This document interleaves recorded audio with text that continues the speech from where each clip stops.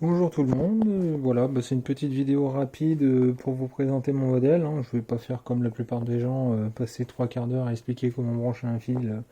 Si vous faites du modélisme, vous êtes censé savoir le faire.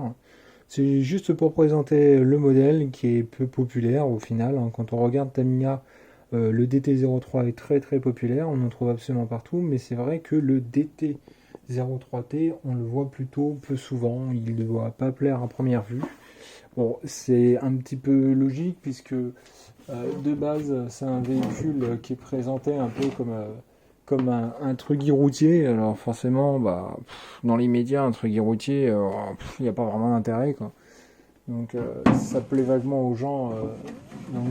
C'est vrai que faire quelques petites modifications sur ce véhicule, quand je parle de modifications, hein, je parle plutôt d'un assemblage différent par rapport à celui prévu d'usine, peut être plus intéressant pour aller s'amuser dans les chemins et avoir plus de grip surtout. Donc moi, je me suis pas trop compliqué la vie. Alors déjà, j'ai pas du tout respecté les couleurs qui sont assignées, comment dire, à l'origine à ce modèle, hein, qui est gris avec les nuances de rouge et de jaune.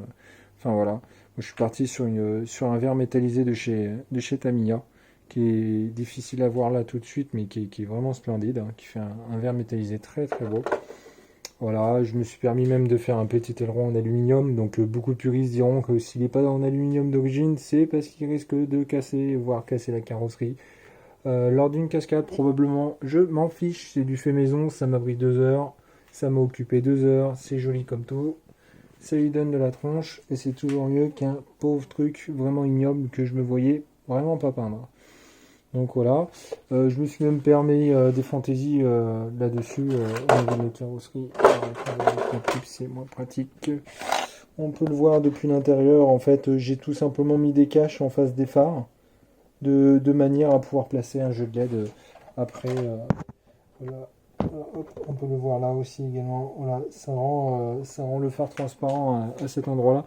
Bon, même si c'est une peinture qui est relativement fine et transparente, ça évite surtout d'avoir un éclairage vert, hein. Donc, vaut mieux mettre des petits caches pour éviter de détériorer l'éclairage plus tard. Donc voilà, bon, c'est un modèle qui vaut franchement pas grand-chose, hein.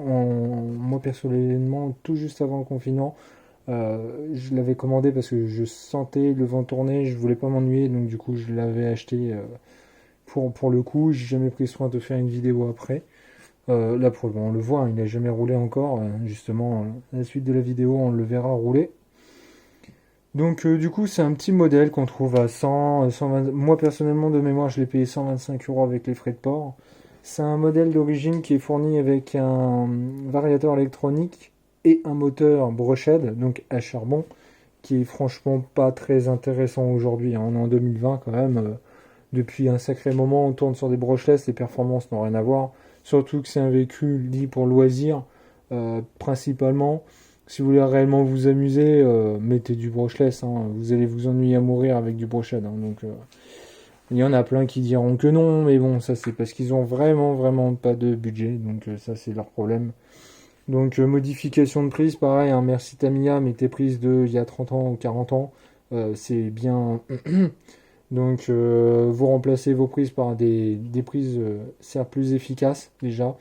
Euh, le petit moteur qu'il y a derrière, donc du coup, qui est un brushless, est un moteur en 10,5T. Donc, c'est le maximum qu'on puisse mettre avec le variateur d'origine, qui est le TBLE 02S. Voilà. Donc, vous le programmez bien pour du brushless. Vous regardez bien avant de vous lancer sur un terrain que vous ayez bien programmé votre moteur, parce que ça m'a pris quand même un petit moment, c'était pas forcément super super. À la base, j'avais prévu une connectique à 3 branches qui ressemble à celle-ci, mais qui propose 3 entrées, 3 sorties, pour pouvoir faire mon raccordement entre variateur et moteur. Et en définitive, après avoir reçu le moteur, je me suis aperçu que ma longueur de fil était suffisante pour venir directement me souder sur les pads à l'arrière, comme ils sont fournis sans faisceau, ces moteurs-là. Donc voilà, c'est un petit moteur, je crois de l'avoir payé dans les 20 € sur AliExpress, pour information.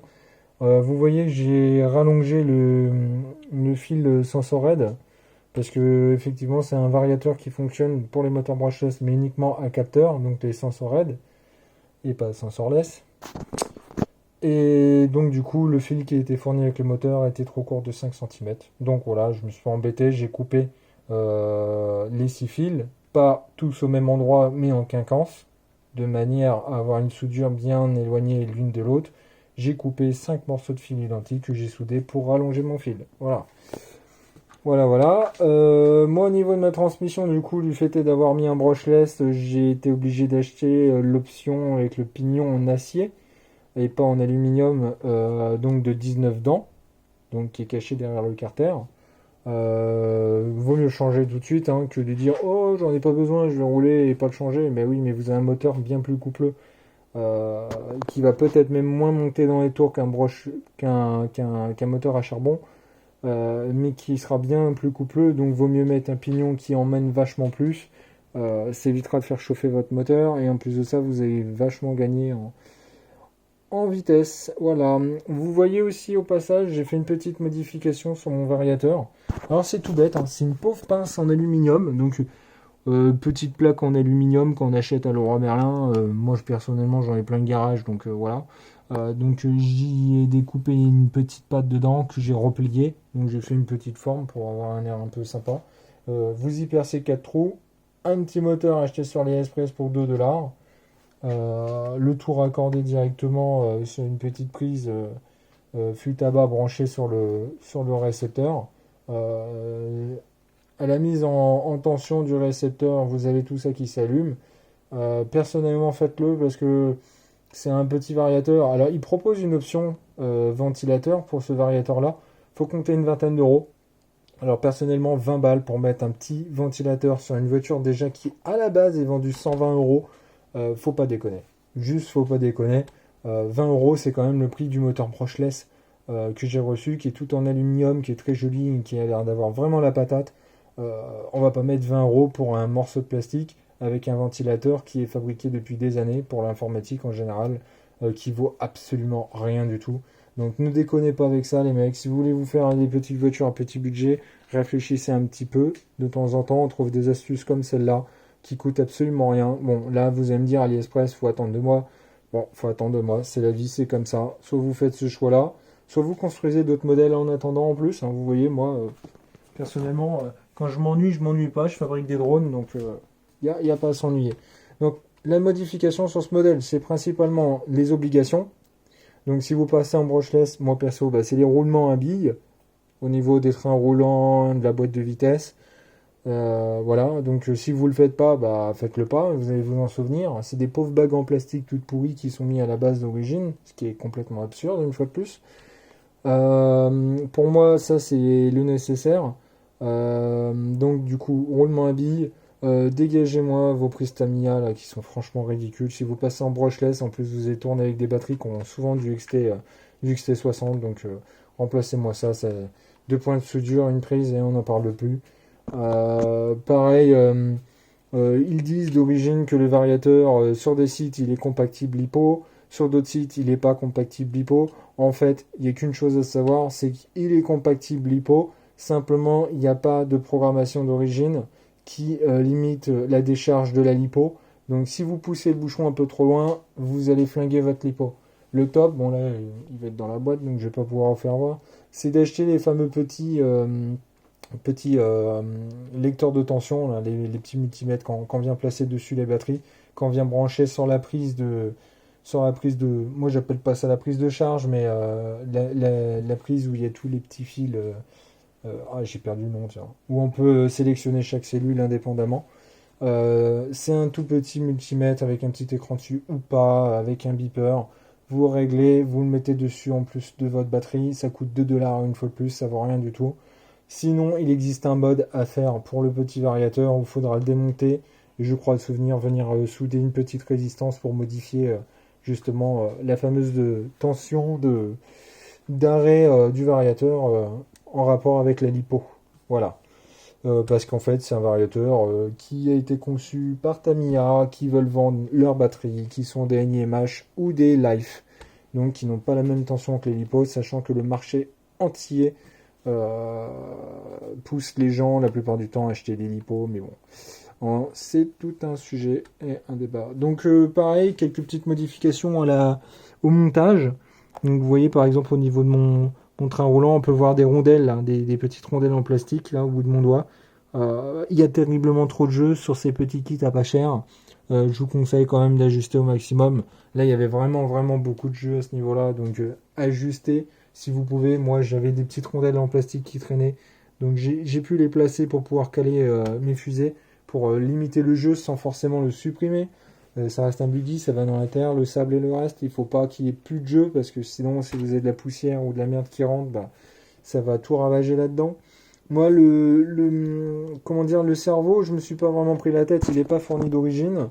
J'ai tout simplement mis un cerveau que j'avais dans mes tiroirs que j'utilisais pour d'autres modèles. C'est des cerveaux très populaires, je crois que c'est 996R. Enfin, c'est des cerveaux qu'on trouve sur tous les sites chinois et même sur des sites plus populaires comme Amazon ou eBay où les gens vont vous les vendre 3 ou 4 fois plus cher pour rien du tout. Personnellement, vous allez sur AliExpress, vous en commandez 4, 5, ça vaut rien du tout. C'est une pignonnerie full métal. C'est pas le cerveau du siècle, il fonctionne très bien, il est suffisamment rapide et encore plus pour ce genre de petit modèle. Donc partez là-dessus, vous serez pas embêté. Voilà, donc je ne vais pas vous embêter plus longtemps. Si vous avez dû remarquer mes pneumatiques, et oui, j'en parlais au début, hein, fournis avec des pneus pour aller sur la route, c'est fort pratique pour un buggy qui a la tronche d'un truck qui est donc censé forcément aller rouler principalement dans la terre. Donc pareil, AliExpress, un jeu de 4 pneus. Donc j'ai pris les tailles les plus larges possibles par rapport aux dimensions, sachant que, à savoir sur ce modèle, la particularité, c'est que la largeur des jantes à l'avant et à l'arrière est différente. On le voit bien, hein. On le voit, voilà, tac. On voit clairement, on voit que c'est bombé plus sur l'extérieur. Voilà, bon, les pneus qui sont fournis d'origine en pneus route, c'est les 4 mêmes pneus. Il n'y a pas des pneus plus larges à l'arrière, des pneus plus longs. On le voit très faiblement sur la photo du carton. Ils ont fait exprès de créer l'ambiguïté. Mais vous allez vous apercevoir que c'est une taille bien spécifique. Bon, chance pour nous, ces petites jantes-là, on les retrouve sur d'autres modèles. Le Thunder, je crois. Thunder Stadium et le Stadium Fighter, ou je sais plus quel modèle. La Beetle aussi, je crois, Beetle Stadium ou quelque chose comme ça. Vous allez voir qu'au final, c'est des jantes qui sont réutilisées sur plusieurs modèles. L'avantage de ces autres modèles, c'est que eux, par contre, sont équipés en TT. Et donc, du coup, les pneus qui sont réellement adaptés aussi bien à l'avant qu'à l'arrière. Donc, des pneus bien distincts entre l'avant et l'arrière. Ce qui peut être plus intéressant si réellement vous voulez quelque chose de vraiment bien en place. Parce que la mise en place de pneumatiques, comme j'ai fait à l'arrière, bah, déjà, moi, ils sont collés. Je colle tous mes pneus. L'avantage, c'est qu'après, vous avez les pneus avec de la mousse à l'intérieur, donc vous placez vos mousses. Et puis, vous voyez, j'ai fait des petites modifications. C'est que moi, je suis venu percer des trous à l'intérieur pour que si l'eau rentre pendant l'accélération, l'eau sort également du pneumatique. C'est une petite technique qui était faite à l'époque. Pareil, avec un tout petit trou à l'intérieur sur les jantes. Pour limiter. Parce qu'on croit que c'est parfait des fois avec la colle et tout le reste, et mine de rien, il suffit de rouler dans un peu d'eau. L'eau va rentrer à l'intérieur, va rester coincée, va pourrir votre mousse. Vaut mieux que ça soit bien aéré, ça va sécher plus facilement. Vaut mieux laisser les fluides s'écouler. Non, bah voilà, c'est déjà un peu long comme vidéo, hein, 13 minutes, je trouve ça absurde. J'ai essayé de faire au plus court, mais je suis pas très très vidéo. C'est un modèle qui vaut la peine, et qui vaut le détour. Il est un chouïa plus cher comment dire, qu'un DT03 standard. En réalité, il y a très peu de choses qui changent en dehors des jantes et forcément des pièces pour le placer et de la carrosserie, bien évidemment, qui paraît logique. En dehors de ça, il y a vraiment peu de changements, quoi. C'est pas du tout comme par exemple sur les séries Kyosho avec les Scorpions, Tomahawk et Tralala, où justement vous allez le retrouver par exemple entre la Beetle et les Scorpions avec des arceaux différents en aluminium, avec la totalité des pièces enfin la totalité, je dirais pas dire ça, mais beaucoup de pièces qui vont différer et changer. Ce qui est pas forcément un mal, des fois c'est quand même sympa d'avoir un modèle différent. Et si vous avez dû voir aussi également mes petits hexagones, je me suis permis de les remplacer, pareil ça coûte une misère. Moi, personnellement ils ont mis tellement de temps à arriver entre AliExpress et chez moi, je pensais jamais les avoir. Je les ai reçus au bout de 3 mois, ce qui fait que j'ai été finalement remboursé. Ces petits hexagones, c'est toujours bien parce que Les hexagones en plastique, si vous venez vraiment serrer trop fort, vous les écrasez au niveau de la fente, ils finissent toujours par casser. Ils finissent en très mauvais état ou déformés. Là, vous êtes sur une pièce en aluminium, vous pourrez serrer super fort. Tout ce que vous allez écraser, traverser, ça sera uniquement votre centre de jante qui permet le serrage sur l'hexagone. Voilà, c'est juste à savoir. Et puis en plus, ça fait toujours un peu joli. J'aime bien avoir des petits trucs qui brillent un peu partout, même sur un modèle qui est principalement en plastique. Voilà, bah, je vais vous laisser. Peut-être plus tard, je remplace les suspensions. J'ai vu sur AliExpress qu'on pouvait avoir des jolies suspensions hydrauliques pour 6 euros la paire, même voire pour même moins cher des fois. Voilà, parce que je trouve que ces suspensions-là, elles sont cool, mais voilà, démonstration, il y a quasiment toutes les cales pour les amortisseurs et vous appuyez, vous voyez que le véhicule il reste souvent tout en bas. C'est assez compliqué. Pareil, j'avais un jeu de fou au montage entre la vis qui est vissée à fond et l'amortisseur. C'était franchement hasardeux, je trouvais ça vraiment horrible. Qui fait que bah, finalement, j'ai découpé dans une durite en silicone des toutes petites rondelles bah, du coup en durite de silicone, forcément, hein, ça paraît logique, que j'ai glissé entre les deux, qui permet de faire un tampon et de maintenir les... Alors, ne serrez pas tout à bloc, hein, de manière à tout casser, hein. Mais voilà, j'ai très peu de frottement. Peut-être que j'en aurai un petit peu à l'intérieur du bras, mais je pense pas plus que ça. Joli modèle. Je vous fais une vidéo qui suivra celle-ci pour vous faire voir justement, pour vous faire voir à quelle vitesse il peut aller avec un moteur en 10,5 T sur un terrain vague, puisque de toute façon, je ne fais que du loisir sur un terrain vague, donc on n'aura pas tellement mieux. Merci.